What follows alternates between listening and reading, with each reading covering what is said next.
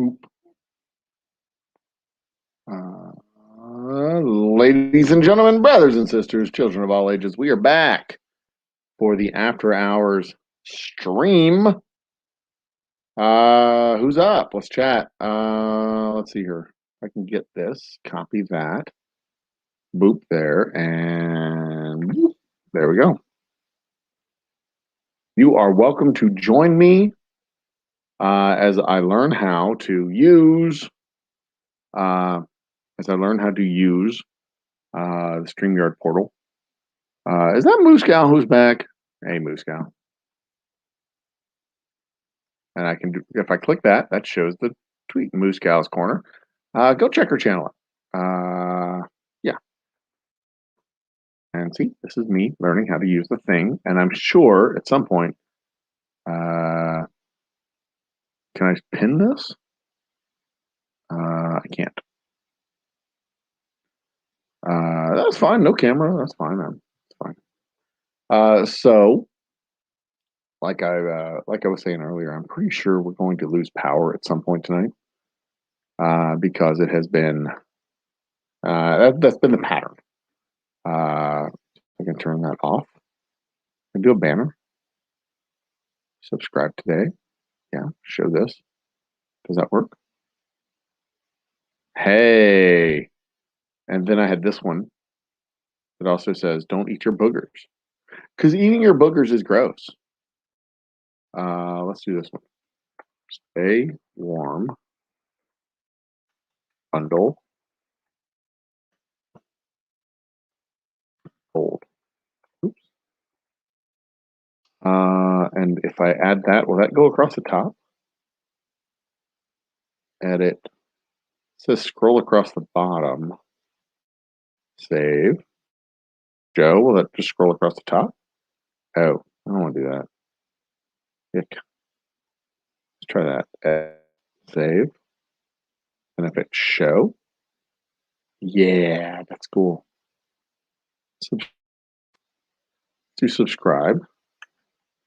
And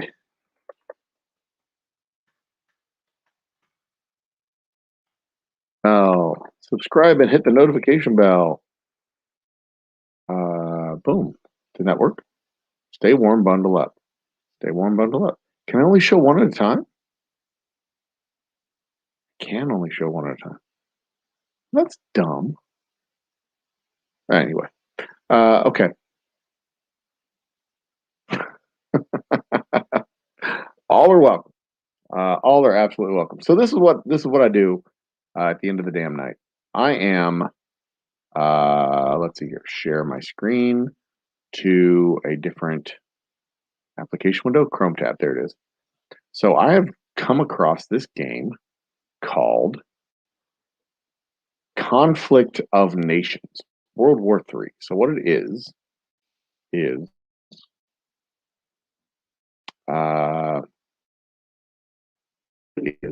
come on, oh wait, Moose Gal's in. Okay, so we'll wait with the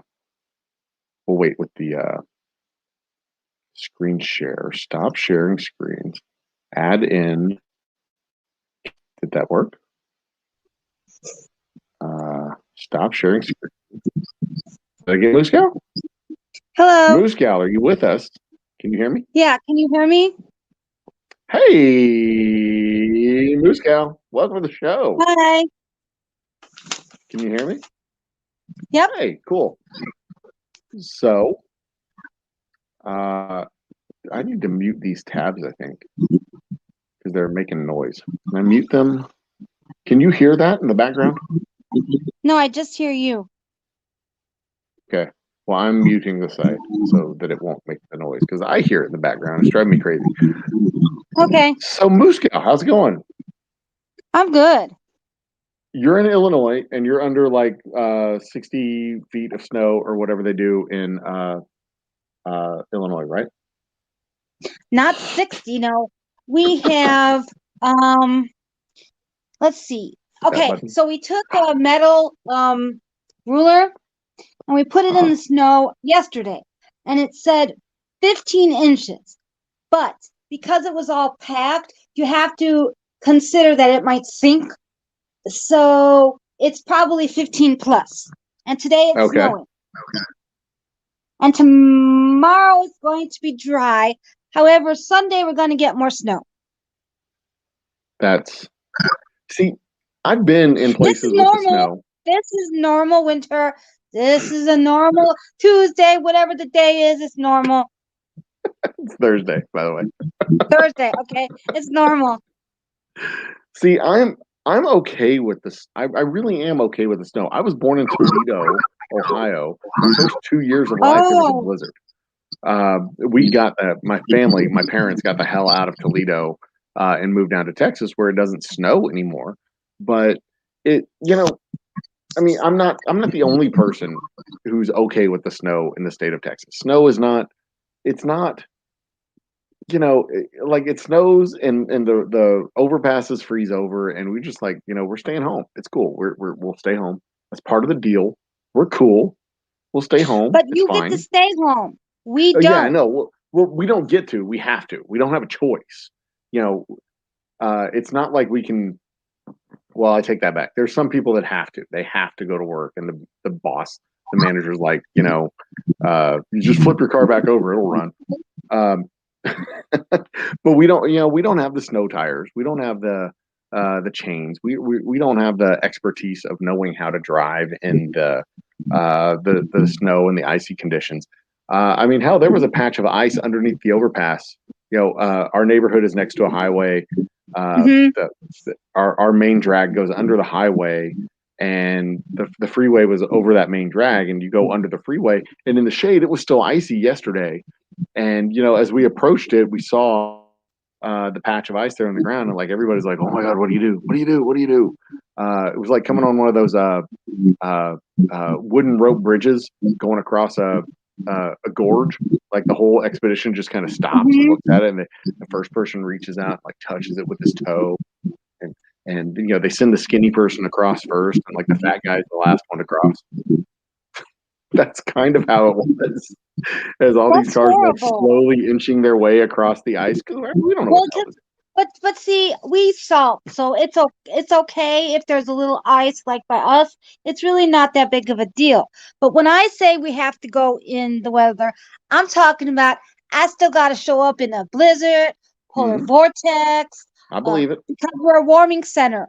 So one time it was a blizzard, you couldn't even see. And I still have to show up. Yeah, I believe it. That's tough. Because they'll tell us, legit. We're a four-weather state, right? So, like you were saying about trade-offs, people will tell you, get over this. Okay. And if they're in the suburbs and they're from Chicago, they'll definitely tell you, get over it. What do you think it's like for us in the city? Yeah. And they tell, that's what people in Illinois say. Get over it, right? Yeah. Like, it's just a blizzard. Yeah. Big deal. Just because your nose freezes. That's no excuse. It's like the world's not going to stop. Yeah. Like one time in the 60s, I forget what year it was, like in the late 60s, they had a blizzard, and that blizzard got them 24 inches of snow, something like that. And my father's like, I still had to go to work. I hitched a ride with the bread maker. Yeah. Yeah, I believe it. I absolutely believe it. But you see, the difference, if it, like I was saying earlier, if it was just snow and ice, like our city would shut down, obviously, because, that's normal. Down here for snow and ice, we shut down, we stay home. It's fine. No big deal. It's cool. 2 or 3 days, everything melts and everything's fine, and we move on. But like here in Houston, at least, everything started to melt yesterday. The roads were mostly passable. Almost completely passable yesterday. That's good. There were some overpasses and underpasses and bridges that were still frozen yesterday. Oh, good. The city is still shut down because nobody has electricity. Oh, that's horrible. And that's the problem. Even worse. Like I said, if it was just snow and ice, we'd have been opened up yesterday. Yeah, that's normal. But it's not just snow and ice. It's snow and ice, and people don't have water, and people don't have power, and houses have burned to the ground because they've been using space heaters or something got in the fireplace, and we were out yesterday, was it yesterday, Wednesday, Tuesday, scavenging for food. I say scavenging. We were just looking for a restaurant because we didn't want to cook. We found this barbecue place, and as we're heading home, fire engines blowing past us down the road because there was a fire in the neighborhood we were passing. Oh, that sucks. That it's yeah, it sucks. It truly does. And like I said, if it was just snow and ice, I mean, shit, we'd have been back to work yesterday. But schools are still shut down today, tomorrow. Tomorrow's Friday. Yesterday, today, and tomorrow. But if it was just snow and ice, schools have been open up today. The kids have been going back to school today. But you do rolling blackouts in your state. This is the first time this has ever happened. Isn't that mean it's forced? That's my understanding. You had forced blackouts? They started rolling. It was supposed to be rolling blackouts because they were expecting demand to exceed production, but then production fell below the levels they were expecting as they had to take more power plants offline. So it was going to be rolling blackouts because they only had they thought they had 50% capacity, so they could do 25% in rolling blackouts across the state. So everybody would have power for 4 or 5 or 6 hours or whatever.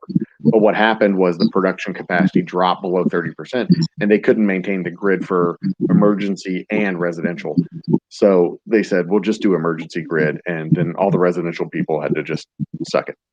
That's how it worked out. So it started out as the intent to be rolling, but then it ended up being just everybody's blacked out. Do you think rolling blackout scenario would have worked? If we would have had 4 to 6 hours of power at a time to run our heater and warm up the house, it doesn't warm up our houses. Our houses are insulated against the heat. They're insulated against the cold. They keep the heat out and keep the cool in. It's the same thing in reverse. When it's in the winter, we keep the cool in and keep the heat out.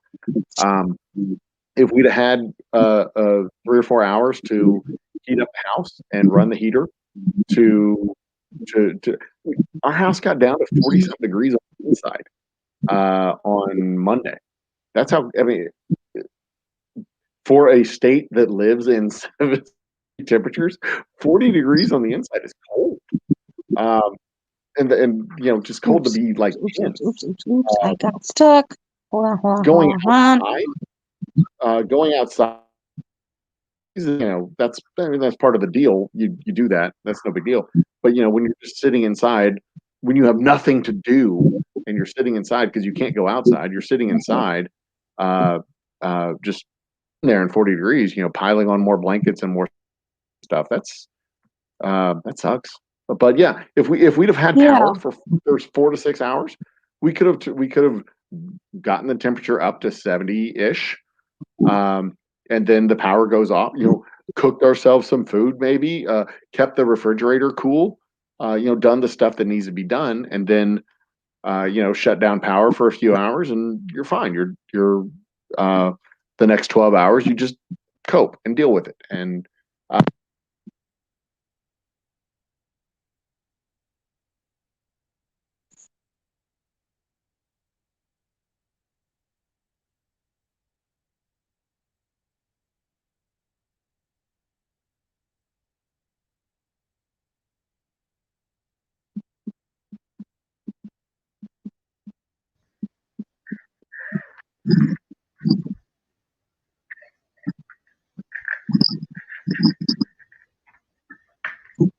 Okay.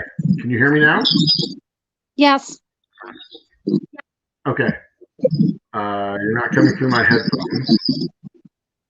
You may be getting my microphone just died. Because I was wondering if your power went out. Okay. Now I can hear you through the headphones. We should be getting feedback on the computer. Okay. Yeah, my microphone just literally just died. Anyway.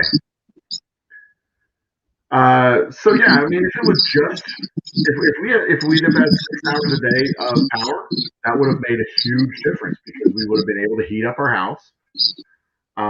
made contingency plans, done all the stuff we needed to do for those 6 hours, and we'd have known we had 6 hours. But the shit where it's random, like, we'll have 3 hours and then it goes off, and then 2 or 3 hours later you have a couple hours and it goes off again. Man, being able to call your friends, be able to contact your tribe and make sure everybody's doing okay.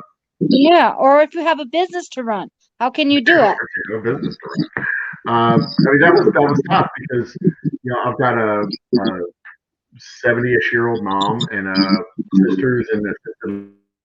And for 36 hours, I couldn't connect my sister because the cell phone towers were connected to the same grid as the power. Oh, oh God. Oh but God, my the mom cell was phone close enough tower. and walking distance.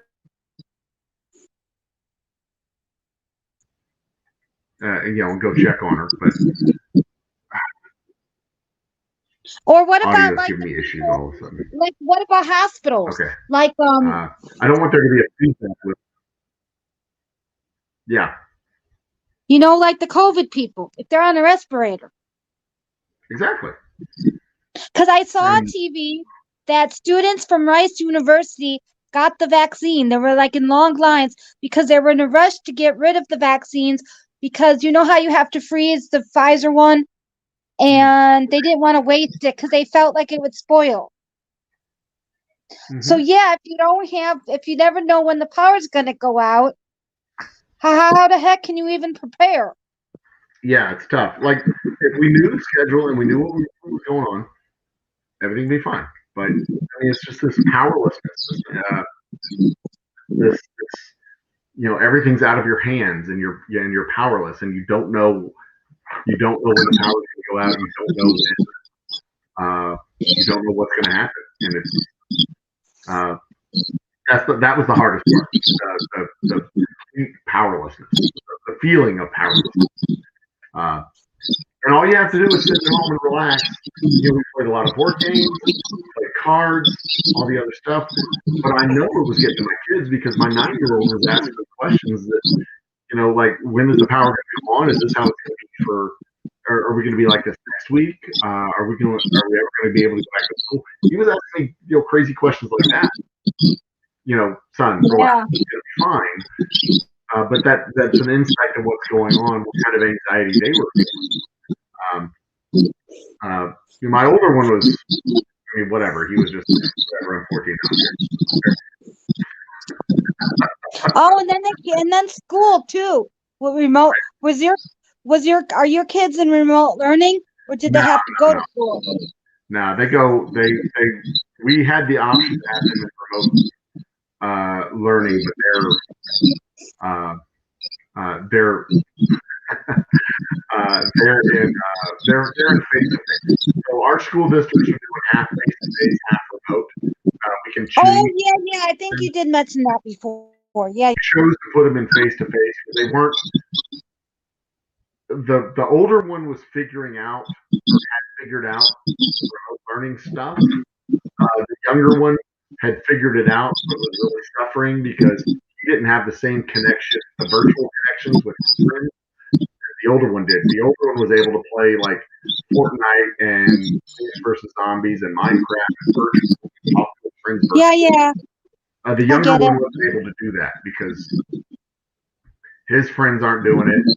They're only 9. His friends were through the voice chat, through the Xboxes and all that stuff. So he was really suffering as far as lack of communication with friends and lack of socialization. The older, okay. So we got them both back in school.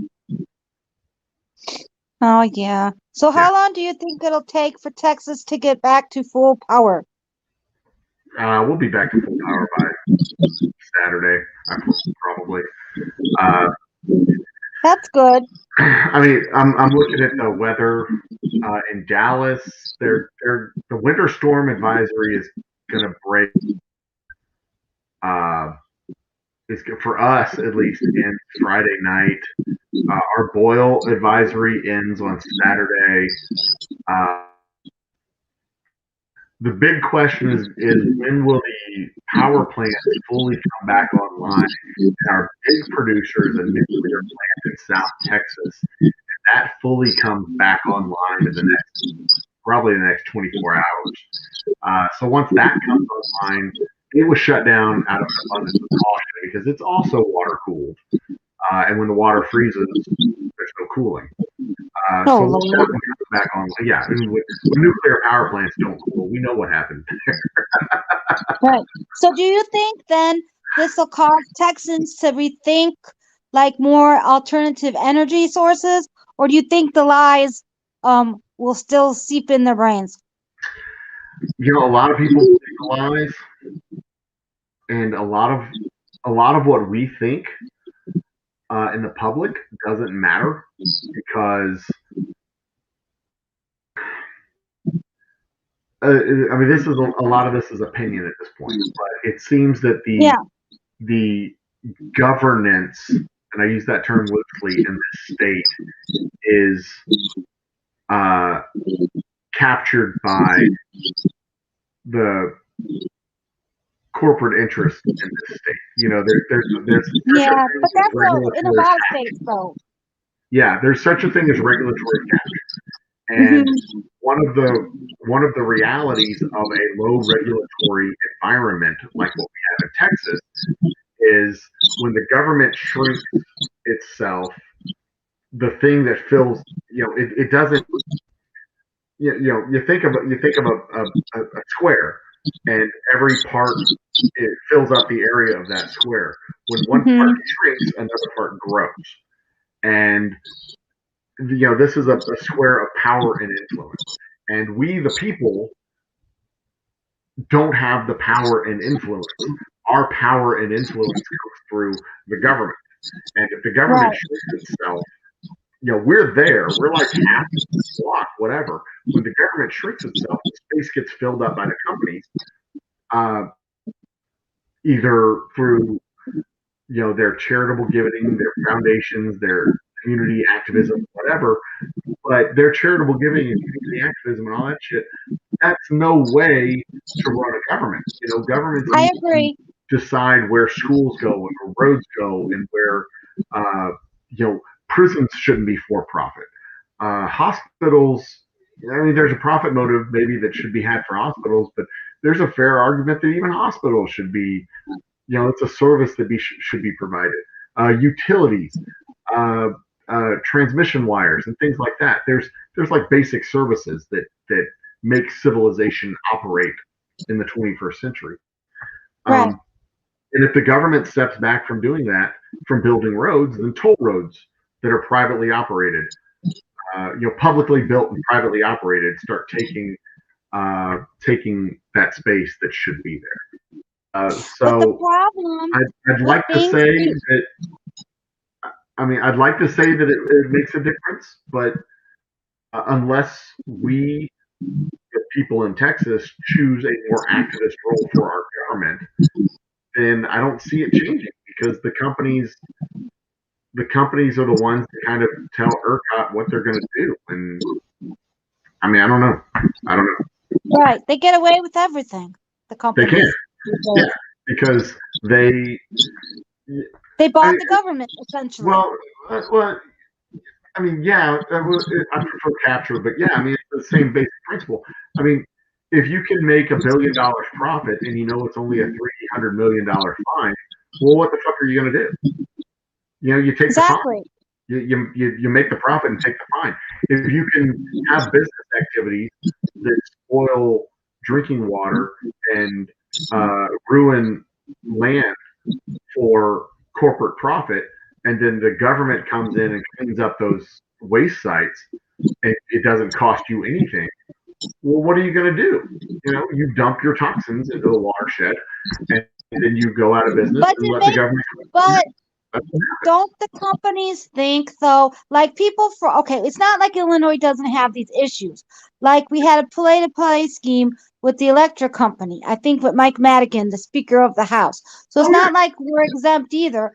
But don't people think like, okay, like the less government folks, when this shit happens, like the storm and stuff, then don't they think if they have to run a business, who's going to want to stay in the state if it's like that? Like if your water's trashed and this. Like the kids of tomorrow aren't going to stay. Yeah.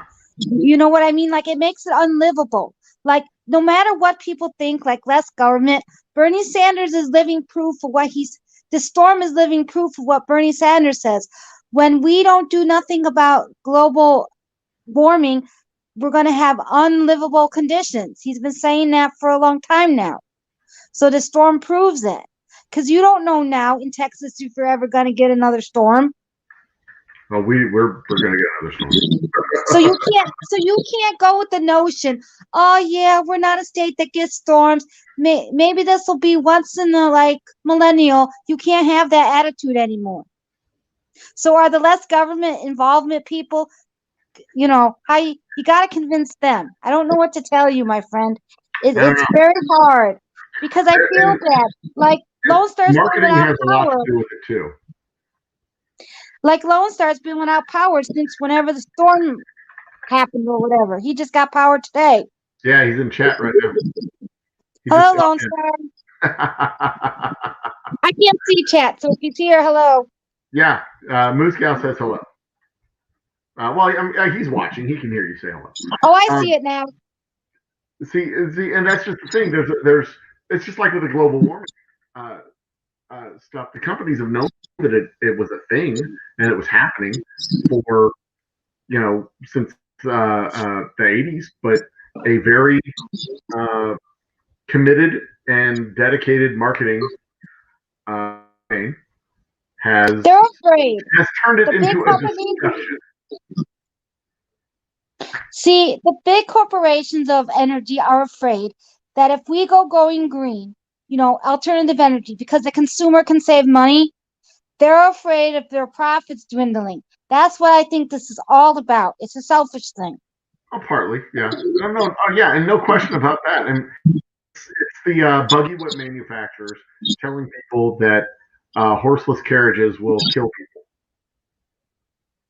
and that's it's protecting their territory, because if horseless carriages become the standard, then nobody needs a buggy whip, and that's the industry out of business. Now, it's not going to. There will never be a scenario where the oil industry goes out of business entirely. Oil produces so many things in our modern economy, but it's a reality. I think that at some point in the future, we'll be operating vehicles that require 50% less fuel than we use today. Not just 50% less of the growth of gasoline, where it stays at today's level instead of grow. I mean, like instead of using whatever 100,000 barrels a month, we use 50,000 barrels a month for gasoline. And that means that there's going to be gas companies that go out of business. And that's a real economic impact that's going to happen to that sector of the economy. But that sector of the economy will be replaced with another sector. But that doesn't always happen, though. But Joe, that doesn't always happen. Look at where I come from, Illinois, and the trade deals. For example, just something to consider. When we axed all those manufacturing jobs, we didn't really have a plan to replace them. So what's left over is not a job you could live off of. So keep that in mind. And that's why a lot of people, I think, are fearful with the energy sector going bye-bye, the workers. I think maybe that's really the real reason why they won't do it. Well, see, and that's just the thing. It's I don't know if that's a fair comparison, because if you're manufacturing, say, washing machines in Illinois, and you open up a washing machine manufacturing plant in Central Mexico, and then make those two washing machine plants compete against each other. The one in Mexico is going to beat the one in Illinois. Illinois closes and moves to Mexico, and then the question is, manufacturing replaces that manufacturing in Illinois. We saw that happen in Michigan. In fact, me and my lovely wife had a lovely discussion this afternoon. Phil from Everything Spicy. I do the at everything spicy, does that? That's Phil. Yeah, but okay, so that doesn't. If I do the at in YouTube, it highlights the channel. But if I do the at in StreamYard, it doesn't highlight the channel. Anyway, Yeah. we were having that Hi, discussion Phil. today about Michigan and like Detroit especially, where like the city built this infrastructure to house these people, assuming that the company was going to have this many workers. And then when the Right. company chooses to shut down a branch or shut down a headquarters, or shut down an office, or shut down a manufacturing plant, and then those workers move somewhere else, the city's still on the hook for the bonds, for the infrastructure, and the cost of maintaining roads and Right. sewage and all that other stuff. And that was part of that. That's part of what I talked about during my rant. Like we had an agreement. We had a. Oh, I just lost you, Moose Gal. But like we had an agreement. We had this compact. This we had an agreement. We had a compact. We had this unspoken understanding that I'll do my thing and you do your thing. I'll buy the house. I'll have the job. And I'll have the electric subscription. You provide the electricity.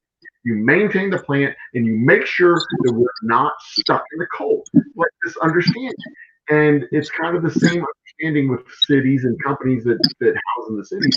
We'll build the roads. We'll build the houses. We'll build the infrastructure. We'll build the power plants and power lines and all the stuff you need, you maintain the jobs. And then when the companies don't do their end of the bargain, like, or not even just cut the jobs, when the companies just move the job somewhere else, like the city's still on the hook for all that stuff. Like you can't just go down road and cement over sewage pipes and rain runoff and all that stuff. You can't shrink a city, not easily at least. Like there's this understanding. There's this civilized understanding, and I don't know how you square that circle. I don't know how you make that work because companies have to be able to move to the best environment to be able to operate, but at the same time, cities have to survive and thrive.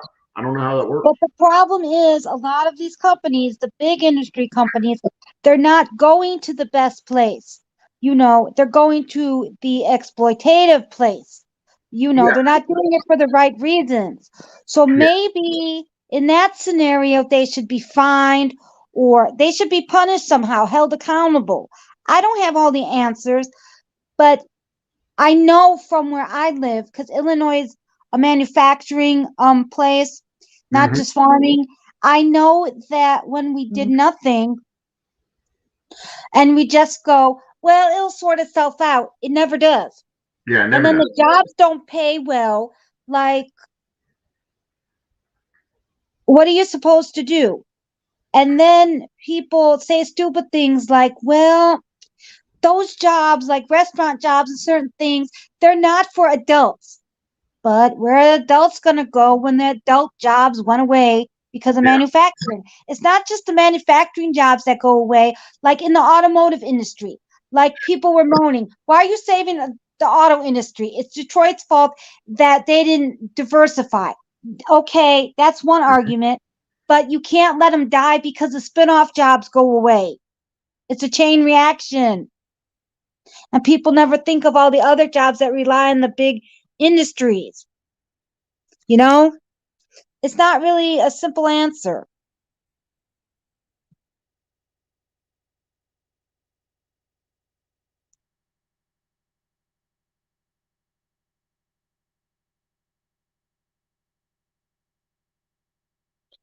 Oh, you died. Did we die?